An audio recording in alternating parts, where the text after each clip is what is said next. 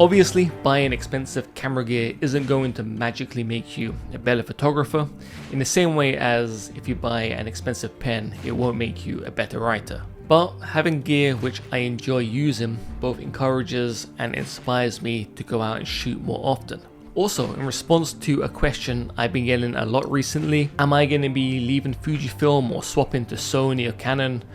Nope, I have no intention of doing that this year. I'm pretty happy with the pictures I'm getting with my Fujifilm cameras, so I don't feel any need to change. When it comes to video, it's a bit different. I will discuss that later on in this episode, but for the most part, I've been happy with my Fujifilm cameras and will probably be using them throughout 2025 as well.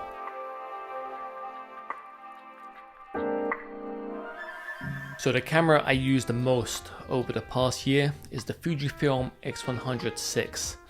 Pretty much from the day I brought this camera, it's been my go-to and it comes with me anywhere I go. It's fun to shoot with, both the photos and video are both really good, and as I said, it's just a really fun camera to shoot with, and therefore I end up using it more and more. In my opinion, it is Fujifilm's best looking camera and will probably be, again, the camera I use the most in 2025.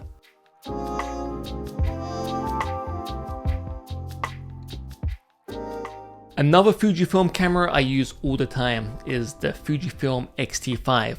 Now for me, this is more of a hybrid video and photography camera, and I use it a lot for my professional work. Now this uses the same sensor as the X100VI, so editing video or photos from this camera is very easy, and it makes them interchangeable when I'm doing professional work as well. To be honest, I'd actually recommend the X-T5 over the X100VI to anyone looking to buy a new Fujifilm camera, or even the X-T4 to be honest, if you're looking to save some money. I feel like you can do more on this camera than you can with the X100VI, even though I enjoy using that camera more. So with the X-T5 you're getting dual SIM card slots, you're getting better video features and so on. So for any professional work, I'm using my X-T5, and I also use it for my street photography as well. The final Fujifilm camera I use is the X-H2S. At the moment, I exclusively use this camera for my video work and professional video work. It's also the camera I use to film all of these YouTube episodes, so it pretty much always lives on the tripod, but due to its size and so on, I don't really use it for street photography. It is actually a great camera for photography, and especially for high-speed photography, but for the most part, I'm using it for video. Going forward, I am looking at other systems when it comes to video, because I feel especially either Sony or Canon have better options when it comes to dedicated video cameras, whereas Fujifilm haven't really released a dedicated video camera, and even the X-H2S is more of a hybrid photography and video camera. I also have a Ricoh GR3X. Now this is a camera I bring with me when I'm traveling, especially to locations where I don't want to be walking around with a large camera, or if I'm just going to go for a walk in a park or walk to the shops, then I'll bring this camera in my pocket. It takes up no space, and you can still take pretty good photos with it.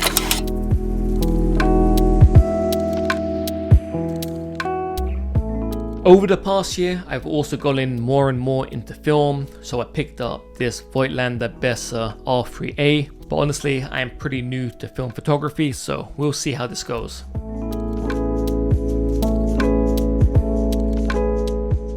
As for the lenses I use on my X-T5, first up is the 35mm f1.4. This is probably still my favorite Fujifilm lens. It's been the lens I've used the most since I brought it a couple years back. Next up, the 56 1.2. Again, one of my favorite Fujifilm lenses, great for street photography. I haven't actually decided between the old version and the new version.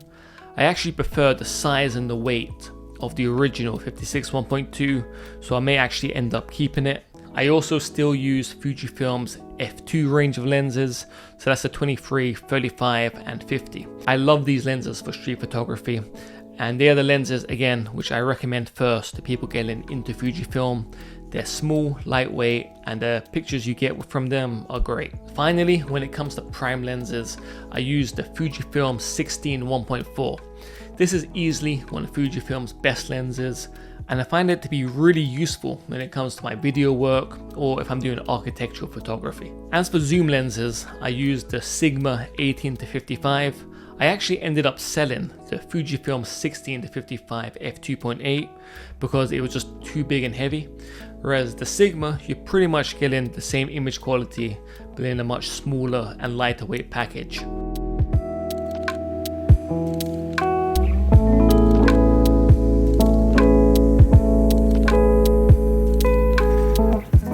As for the rest of the stuff and accessories I use for my photography, I don't really use bags too often, especially dedicated camera bags, as they're usually pretty ugly.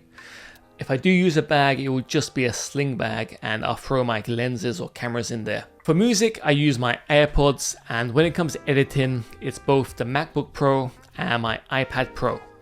Now, in recent times, I've actually found myself using the iPad Pro more and more for editing. I find the experience of using the pen to be better than using the mouse and keyboard. I'll have a video on this coming out in the near future. Alright, so that's pretty much all the camera gear I will be using over the next year. Before wrapping up this episode, I really want to thank every one of you for the support you've shown me over the past year.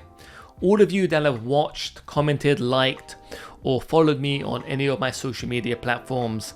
The support does make a world of difference. I really appreciate it, and I just want to thank every one of you. So yeah, if you have any questions about any of the camera gear or any photography related questions, drop them down below and I will get back to you. A big thanks for watching this, and I will catch you in the next one.